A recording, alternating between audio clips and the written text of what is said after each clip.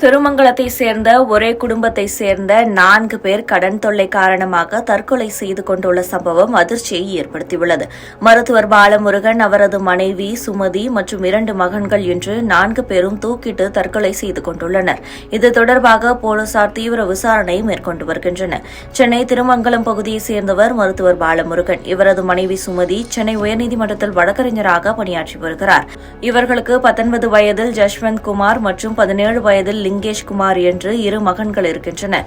இதில் பாலமுருகனுக்கு 5 கோடி ரூபாய் அளவிற்கு கடன் தொல்லை இருந்ததாக கூறப்படுகிறது. இந்த நிலையில் குடும்பத்தினர் 4 பேரும் அவரின் வீட்டில் தூக்கிட்டு தற்கொலை செய்து கொண்டது தெரியவந்துள்ளது. பெற்றோருடன் சேர்ந்து மகன்களும் தூக்கிட்டு தற்கொலை செய்து கொண்ட சம்பவம் அப்பகுதியில் அதிர்ச்சியை ஏற்படுத்தியுள்ளது.